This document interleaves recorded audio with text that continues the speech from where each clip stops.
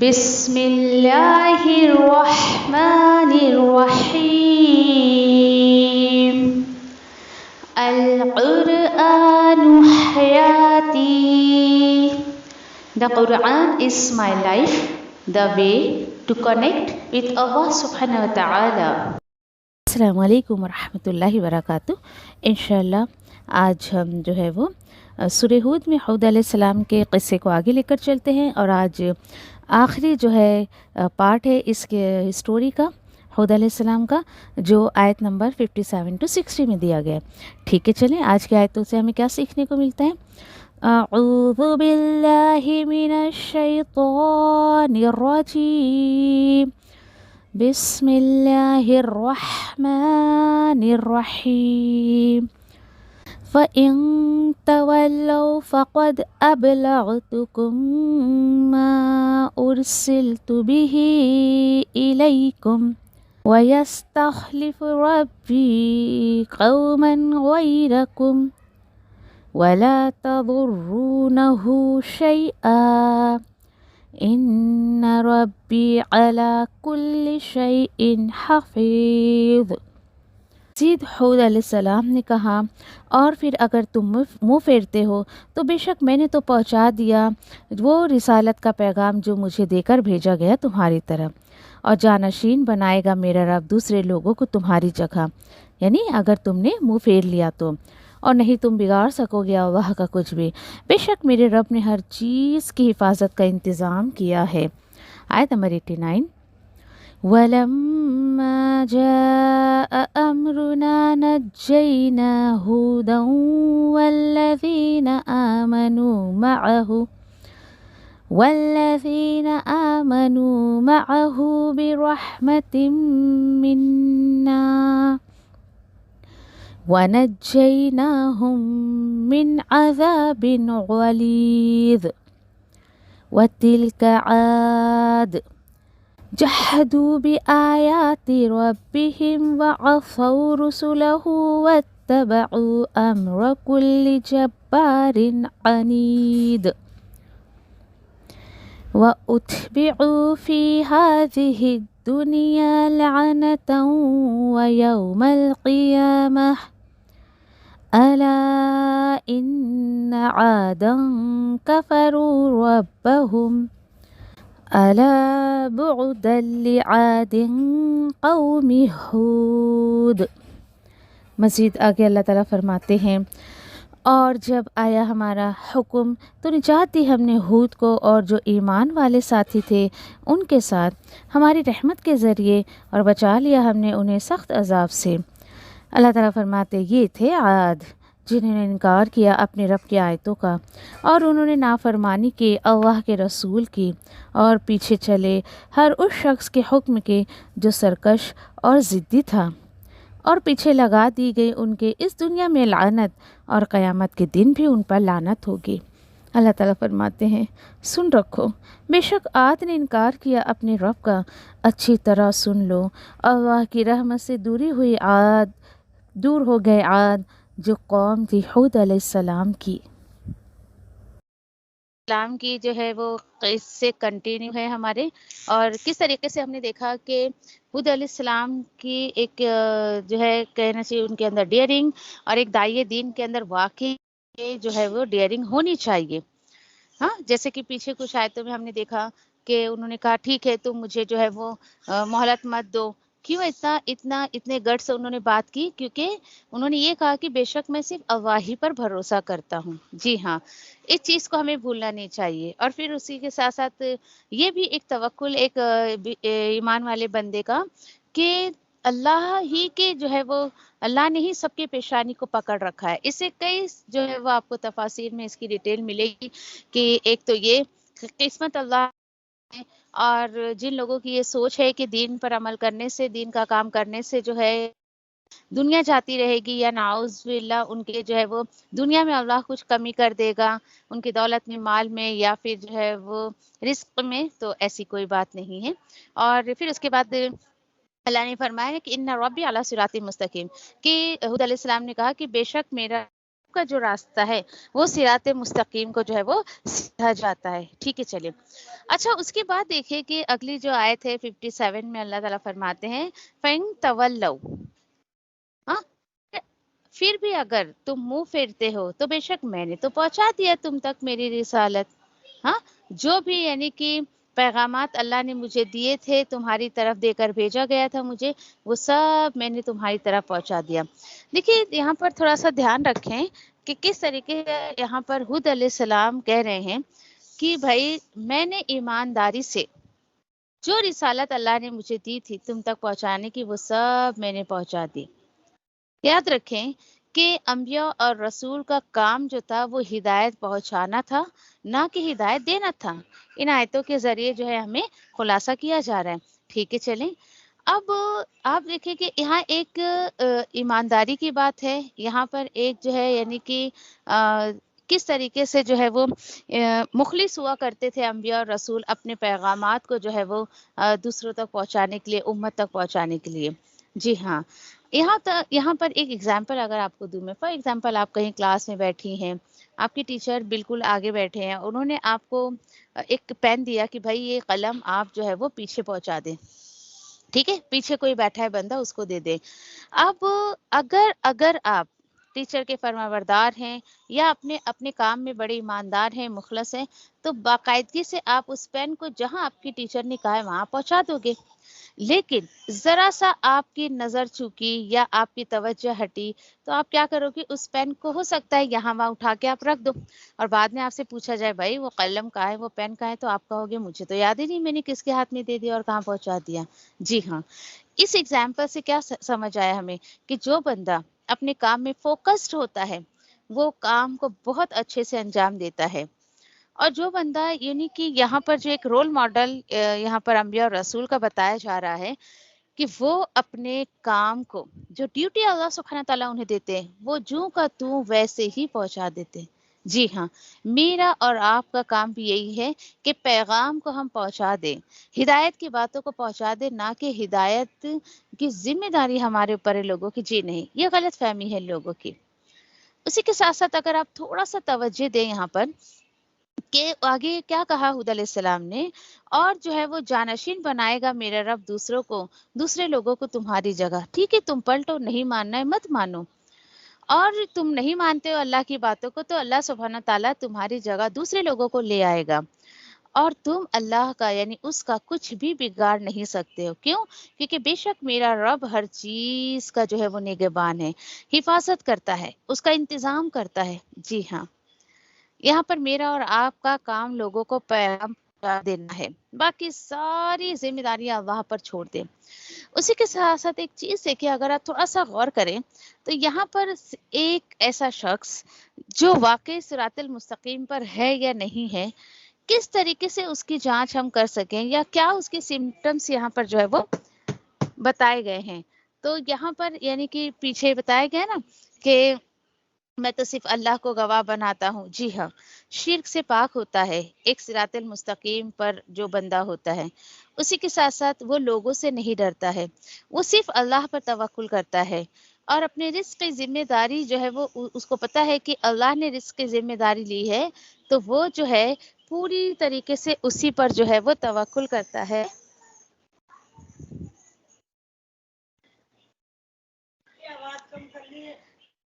پوری ذمہ داری اس کی جو ہے رزق کی، وہ سوچتا ہے کہ نہیں اللہ نے مجھے پیدا کیا ہے تو وہی مجھے دینے والا ہے، اللہ کے سوا کوئی بھی نہیں دے گا.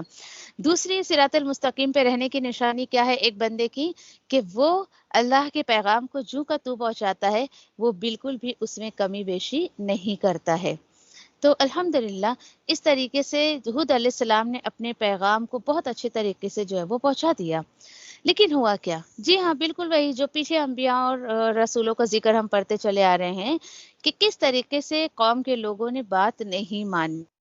ٹھیک ہے، پھر اللہ نے بھی اپنی سنت کو جو ہے وہ پورا کر کے دکھایا. کس طریقے سے؟ اللہ تعالیٰ جو ہے وہ 58 میں فرماتے ہیں وَلَمَّا جَاءَ أَمْرُنَا نَجَّيْنَا هُودًا وَالَّذِينَ آمَنُوا مَعَهُ، اور یہ کیا تھا؟ بِرَحْمَةٍ مِنَّا وَنَجَّيْنَاهُمْ مِنْ عَذَابٍ غَلِيظٍ. پھر اللہ نے بھی اپنے سسٹم کو پورا کیا. اللہ تعالیٰ فرماتے اور جب آیا ہمارا حکم تو بچا لیا ہم نے ہود علیہ السلام کو بچا لیا, اور جو لوگ ایمان لائے تھے ان کے ساتھ ان کو بھی ہم نے بچا لیا. اور یہ سب جو اللہ نے بچایا, اللہ تعالیٰ فرماتے یہ رحمت کا ذریعہ تھا ہماری طرف سے, اور ہم نے بچا لیا انہیں سخت عذاب سے. یہ عذاب غلیظ پہ تھوڑا سا توجہ چاہوں گی میں آپ لوگوں کی. یہ کیا ہے؟ دیکھیے یاد رکھے کہ عذاباً غلیظہ یہاں پر اگر ہم لے کہ اللہ نے کس چیز سے ان کو بچا, تو یہاں پر اللہ تعالیٰ فرما رہے ہیں کہ وہ کیا چیز تھی. تو یاد رکھیں کہ جب انسان جو ہے یعنی کہ یہ کس چیز سے, یعنی کہ برے لوگوں کی سنگت سے اللہ نے جو ہے وہ ایسے ایمان والوں کو بچایا. بات آگے سمجھ میں, یعنی کہ یہاں پر جو ہے برے لوگ جو تھے کیسے کیسے ان کی مخالفت میں ہود علیہ السلام کی اور ایمان والوں کی مخالفت میں کھڑے تھے, ایسے لوگوں سے اللہ نے جو ہے وہ بچا لیا تو ہود علیہ السلام کو اور ان کے ساتھیوں کو. سبحان اللہ. یاد رکھے ایک بندے مومن کے لیے یہ بہت ہی تکلیف دہ بات ہوتی ہے کہ اسے ایسے لوگوں کے ساتھ رہنا پڑ جائے, نہ چاہتے ہوئے بھی اس کا دل نہیں مان رہا ہے, پھر بھی اسے ایسے لوگوں کے ساتھ ایسی سنگت پڑ جائے کہ جسے وہ پسند ہی نہیں کرتا ہے, کہ جس کے اندر توحید نہیں, ایمان نہیں, کچھ بھی نہیں. ایسے لوگوں کے ساتھ زندگی گزارنا بہت مشکل ہو جاتا ہے. تو اللہ سبحانہ تعالیٰ اپنی رحمت کرتے ہیں ایسے لوگوں پر, اور ایسے غلیظ سخت عذاب سے لوگوں کو بچاتے ہیں. جیسے کہ سمجھے آپ, دیکھیں کہ جو بندہ خود گندا ہوتا ہے نا تو اسے دوسروں کی گندگی نظر نہیں آتی. جو انسان خود گندا اور یعنی کہ پاک نہیں ہے, گندگی اس کے جسم میں, اس کو دوسروں کے بھی پسینے کی بدبو نہیں آتی ہے. لیکن جو ہی ایک بندہ اپنے آپ کو پاک صاف رکھتا ہے اور تو اس کو دوسرے کی بھی جو ہے وہ گندگی کی اسمیل آنے لگتی ہے, دوسرے کی بھی گندگی کو وہ پہچاننے لگتا ہے. بس یاد رکھیں انشاءاللہ جیسے جیسے انسان کے اندر ایک ایمان آتا ہے نا تو اس کی اندر کی اور ظاہری بھی اور جو ہے اندرونی بھی پاکی الحمدللہ ہونے لگتا ہے, اور اپنے آپ کو پاک صاف رکھنے لگتا ہے. اسی طریقے سے جب ایک انسان کے اندر توحید آتا ہے, آس پاس کے جو شرکیہ کام ہوتے ہیں, اللہ کے نافرمانی کے کام کی جو گندگی ہوتی ہے, اس سے وہ بندہ اپنے آپ کو پاک کرنے لگتا ہے. تو اللہ نے یعنی کہ ایمان والوں کو ایسے لوگوں کی سنگت سے بچایا جس کو اللہ آ رہے ہیں کہ وَنَجَّيْنَاهُم مِّنْ عَذَابٍ غَلِيظٍ, کہ ایسے گندگی سے اللہ نے جو بچایا. اللہ کا شکر ادا کر رہے کہ اللہ سبحانہ تعالیٰ نے اگر آپ کو لوگوں کی گندگی سے جو ہے وہ پاک صاف رکھا ہے. اس کے بعد بڑی سخت بات اللہ تعالیٰ جو ہے وہ اگلی آیتوں میں کہتے ہیں, وَتِلْكَ عَادٍ, دیکھو بھائی یہ تھے عاد. ہود علیہ السلام کے قوم کا نام عاد تھا. جیسے ہم کہتے ہیں نا, دیکھا یہ وہی ہے جس نے ایسے ایسے نافرمانی کی تھی, ہے نا, عام طور پر ایسے کہتے ہیں. اللہ تعالیٰ بولتے دیکھ لو یہ ہیں عاد. کون سے؟ کہ جنہوں نے انکار کیا تھا اپنے رب کی آیتوں کا, اور انہوں نے نافرمانی بھی کی تھی اللہ کے رسولوں کی. آیت کے اس حصے پہ ذرا غور کریں, رسولہم آیا ہے, اور پیچھے چلے ہر اس شخص کے حکم کے جو سرکشی اور ضدی تھا. یعنی انہوں نے انبیاء اور رسول کی اور اللہ کی باتوں کو امپورٹنس نہیں دیتے ہوئے, یعنی کہ اللہ کے نافرمان بندوں کی پیچھے چلتے رہے, ان کو فالو کرتے رہے. ہمیشہ یاد رکھیں کہ جس کو آپ فالو کر رہے ہیں, جس کی باتیں آپ مان رہے ہیں, چاہے وہ باپ دادا کے نام پر ہو, ٹیچر کے نام پر ہو, آپ کے جو ہے وہ یعنی مسلک کے نام پہ ہو, آپ کی جماعت کے نام پہ ہو, امام کے نام پر ہو, بس یہ چیک کر لیں اس شخص کو کہ وہ بندہ اللہ اور اس کے رسول کی کتنی باتیں مانتا ہے, وہ بندہ خود بھی کتنا کتاب اور سنت پر چلتا ہے جس کو بھی آپ فالو کرتے ہیں. اب یہاں پر ایک غور طلب بات یہ ہے کہ رسولہم آیا ہے. بھئی انہوں نے تو صرف ہود علیہ السلام کو جھٹلایا تھا, ہود علیہ السلام اس وقت وہاں پہ تھے, ان کی نافرمانی کی تھی. تو یاد رکھیں یہ اللہ کی کلام کا انداز ہے کہ جو بھی قوم اپنے اس دور کے بالکل یعنی حاضر دور کے جو رسول کو اگر فالو نہیں کرتا ہے تو گویا کہ اس نے تمام انبیاء اور رسول جو آ چکے ہیں اور جو آنے والے سب کی تعلیمات کا اس نے انکار کر دیا. یہ انداز ہے اللہ کے کلام. تو یاد رکھیں کہ بالکل بھی یعنی کہ یہ جو ہے وہ یہ ناراضگی اللہ کی طرف سے ان لوگوں کو کہ انہوں تمام جو ہے وہ گویا کہ انہوں نے اللہ کی رب آیتوں کا انکار کیا, پلس انہوں نے جو ہے وہ تمام اللہ کے رسولوں کی نافرمانی بھی کی. کیونکہ دیکھیے یہ اپوزٹ ہوتا ہے. کیسے؟ اگر آپ نے انبیاء رسول کی بات نہیں مانی تو ڈیفینیٹلی کسی کا تو مانو گے نا. تو اللہ تعالیٰ فرما رہے ہیں کہ انہوں نے جو اللہ کی نافرمانی کرتا ہے، سرکشی اس کے اندر ہوتی ہے، وہ سرکشی میں ضدی ہوتا ہے، ایسے لوگوں کو یہ فالو کرتے ہیں. تو بی کیئرفل. اس لیے اللہ نے کے اوپر جو ہے جو بات فکس کر دی آیت نمبر 63 میں، اللہ تعالیٰ فرماتے ہیں وَأُتْبِعُوا فِي هَذِهِ الدُّنْيَا لَعْنَةً وَيَوْمَ الْقِيَامَةِ. جی ہاں، اور پیچھے لگا دی گئی ان کے اس دنیا میں لعنت اور قیامت کے دن بھی. استغفر اللہ. اللہ تعالیٰ فرماتے الا ان عاد كفروا ربهم الا بعدا لعاد قوم ہود.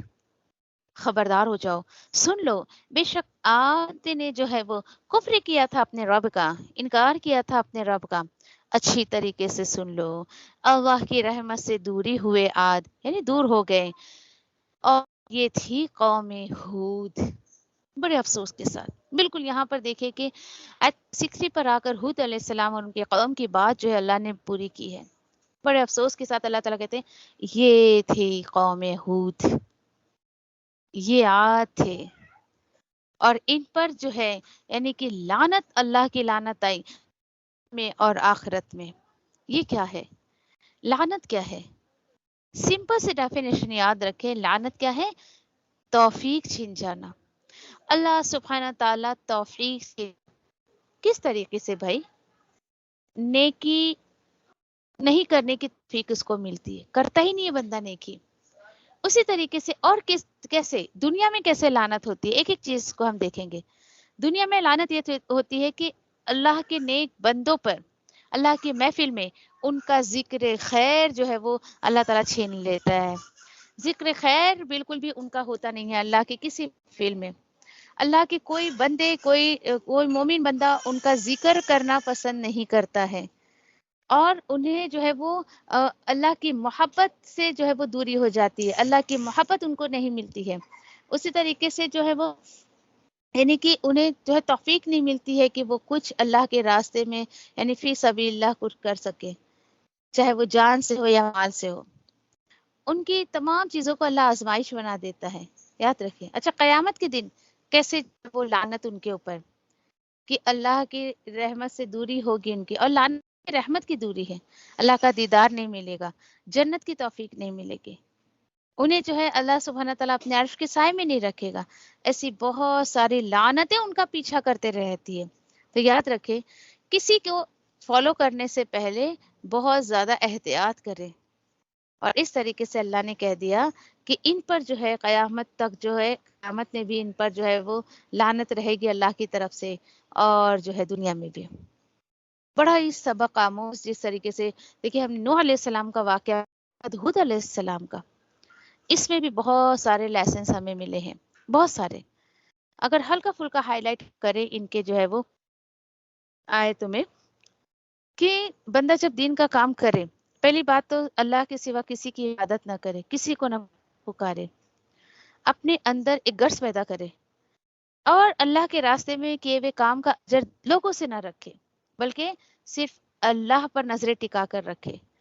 اللہ کے دین کا کام کرے یا دنیا کا، اس میں توبہ استغفار بہت زیادہ جو ہے وہ اس کی بہت زیادہ وہ یعنی کہ توجہ چاہتا ہے وہ کی طرف سے، اور وہ بہت زیادہ چاہتا ہے کہ وہ توبہ استغفار کو لازم کرے اپنے اوپر، تاکہ اللہ سبحانہ تعالیٰ اس کے لیے جو ہے وہ آسانیاں کرے.